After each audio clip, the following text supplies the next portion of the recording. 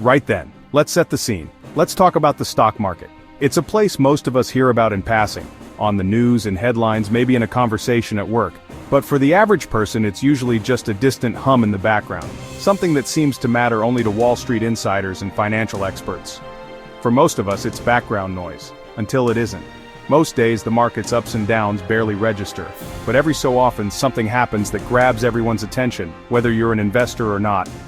On April 3, 2025, the financial world woke up to chaos.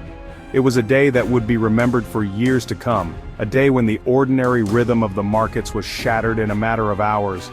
The Dow Jones didn't just dip, it plummeted by over 1,600 points, a 4% drop.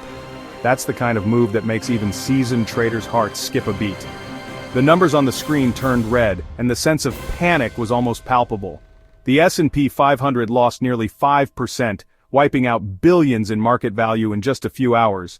It was a gut punch to anyone with money in the market, from big institutions to everyday people with retirement accounts. And the Nasdaq? It plunged 6%, the worst single-day losses since the early days of the COVID pandemic. Tech stocks, which had seemed invincible for years, were suddenly in freefall. The so-called Magnificent Seven, tech giants like Apple, Amazon, and Nvidia, collectively lost over $1 trillion in value. That's a number so big it's almost hard to comprehend. These companies, the backbone of the modern economy, saw their fortunes evaporate in a single trading session. For anyone with savings or a pension, the pain was real. People checked their accounts and saw months, even years of gains wiped out. The anxiety wasn't just on Wall Street, it was in living rooms and kitchens across the country. The cause? A single shocking announcement. News alerts flashed across screens, and social media exploded with speculation and fear. Former President Donald Trump unveiled sweeping new tariffs on nearly all of America's trading partners. It was a move that stunned economists and politicians alike, instantly raising the specter of a global trade war. This wasn't a targeted move, it was a global trade war declaration. Suddenly, every company that relied on international trade was facing a new, uncertain reality. The world's supply chains, already fragile, were thrown into disarray. The news detonated in the markets, sending shockwaves through every sector. From tech to manufacturing, from finance to retail, no one was spared. The uncertainty was contagious, and fear spread faster than any algorithm could trade. Investors weren't just reacting, they were panicking. The market was screaming. In just a few hours, the world was reminded how quickly everything can change, and how the stock market's distant hum can suddenly become a deafening roar. So, what exactly were these tariffs that triggered such a dramatic meltdown across the globe? Overnight, the world's economic landscape shifted. Headlines screamed about new taxes, and confusion rippled from Wall Street to Main Street. People everywhere were left wondering, how did we get here, and what does it mean for our daily lives? President Trump announced a sweeping reciprocal tariff policy, a minimum 10% tax slapped on imports from almost every country. It was a bold move, framed as a way to level the playing field for American businesses. But the announcement sent shockwaves through the international community, as leaders and economists scrambled to assess the fallout. But it didn't stop there. China, America's largest trading partner, faced a staggering 34% tariff.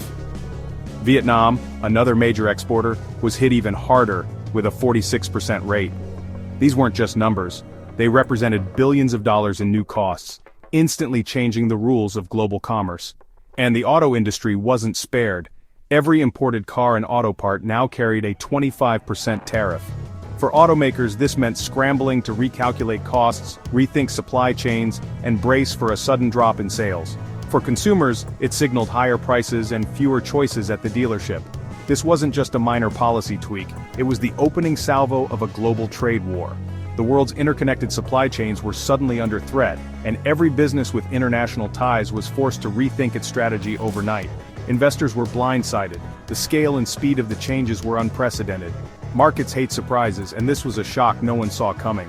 Billions of dollars were wiped out in hours as uncertainty gripped the financial world. Financial markets craved stability. Trump's move was like flipping the game board in the middle of play.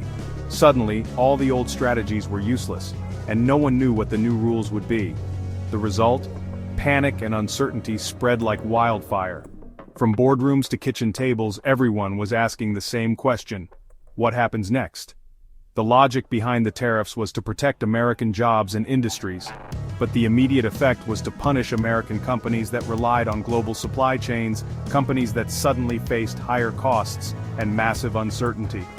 From iPhones to t-shirts, most goods are international patchworks, assembled from parts and labor sourced all over the world. Tariffs didn't just hit foreign companies, they hit the heart of American business. These tariffs meant massive new costs for businesses, costs that would inevitably be passed on to consumers. Shoppers braced for higher prices, and small businesses struggled to stay afloat. The chaos was just beginning. The world was entering uncharted territory, and the ripple effects would be felt for months, if not years, to come. No one knew how it would end. The only certainty was uncertainty, and the world was holding its breath, waiting for the next move. When a storm like this hits, even the mightiest giants can stumble. The world watched in disbelief as the financial skies darkened, and the first cracks appeared in the armor of America's most powerful companies. Apple's stock plummeted over 9% in a matter of days, wiping out more than $300 billion in market value. For a company that once seemed untouchable, this was a staggering blow, sending shockwaves through Wall Street and beyond. The reason? An overwhelming 90% of Apple's products are assembled in China. Suddenly, those devices faced a punishing 34% tariff, threatening to upend the company's finely tuned global supply chain. Apple's leadership was cornered, forced to choose between two equally painful options: absorb the massive new costs themselves, which would eat into profits and potentially stall innovation, or pass those costs directly to consumers, risking backlash as iPhones and MacBooks became even more expensive overnight. Investors, spooked by the uncertainty, bailed out in droves. Apple's once golden image, built on innovation and reliability, suddenly looked tarnished, and its future seemed less certain than ever. Walmart, America's retail titan and the world's largest company by revenue, also tumbled. Its business model, built on offering the lowest prices, was now under siege. Walmart's legendary low prices depend on a steady stream of cheap imports, most of them from China. With tariffs driving up costs, shelves began to empty, and the promise of everyday low prices was suddenly in jeopardy. The pain didn't stop there. Target, Best Buy, Nike, and even discount chains like Five Below saw their stocks nosedive, as investors realized the entire retail sector was exposed to the same risks. The message from the market was unmistakable. If your business relies on overseas manufacturing, you're suddenly in deep trouble. Supply chains that once seemed invisible were now front and center, and every link was under threat. Retailers everywhere faced a harsh new reality: higher costs, squeezed profit margins, and shoppers who hesitated at the checkout, worried about rising prices and shrinking choices. The pain was spreading fast, rippling through every corner of the economy. No one was immune. The market was ruthless, and the age of easy global trade was suddenly over. Amid the carnage, a few retailers thrived. Ross Stores, known for dress for less, was upgraded by analysts. Why? Off-price retailers like Ross and TJ Maxx buy excess inventory from struggling competitors. With tariffs, more retailers would have unsellable goods, perfect for Ross to scoop up at a discount. As prices rise, shoppers trade down, flocking to bargain stores. Dollar General stock even rose 5%. These stores became safe havens in the chaos. Their business model, capitalizing on others' misfortune, suddenly looked brilliant. In a world of rising prices, value retailers were poised to win. The trade war created unexpected winners. For some, crisis meant opportunity. The retail landscape was shifting. Survival favored the nimble. The tech and auto sectors were rocked. Dell's stock collapsed 19% in a day. Semiconductor companies like Nvidia and Broadcom plunged as tariffs disrupted global chip supply chains. Amazon and Meta dropped 9% each. The auto industry faced a 25% tariff on all imported cars and parts. Even US-assembled cars use foreign parts. Costs soared overnight. Stellantis paused production in Mexico and Canada, laying off hundreds. GM and Ford stocks fell sharply. Companies faced a brutal choice: absorb costs or raise prices and lose customers. The road ahead looked treacherous. As stocks crashed, recession fears grew. Economists warned of stagflation, a stagnant economy with rising prices. Tariffs act as a tax, fueling inflation and slowing growth. Experts predicted Trump's plan could shave up to 1.5 points off GDP growth, enough to tip the US into recession. The financial sector panicked. The KBW Nasdaq Bank Index fell 9%, its worst day since the 2023 banking crisis. Major banks like Bank of America and Citigroup dropped over 10%. These aren't speculative firms, they're economic pillars. Their plunge signaled deep fear. Businesses and consumers might default on loans. The financial system braced for impact. The mood was grim. The storm was just beginning. The economy was on edge. The panic spread beyond stocks. Investors fled to government bonds, driving treasury yields to their lowest in months. Oil prices plunged 7%, signaling fears of a global recession. Less demand for fuel means less economic activity. Even Bitcoin tumbled, proving it's no safe haven in a true panic.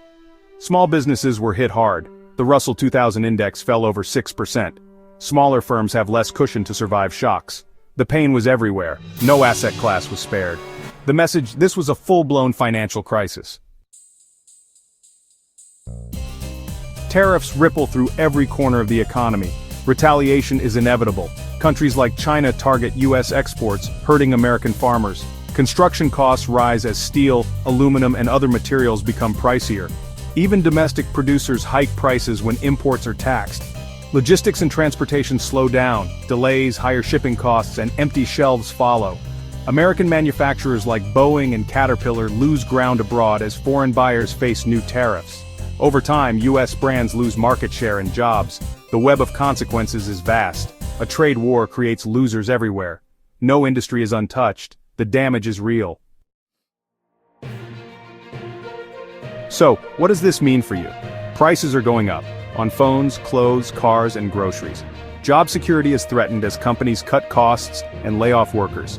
Families will have to make tough choices, trading down or delaying big purchases.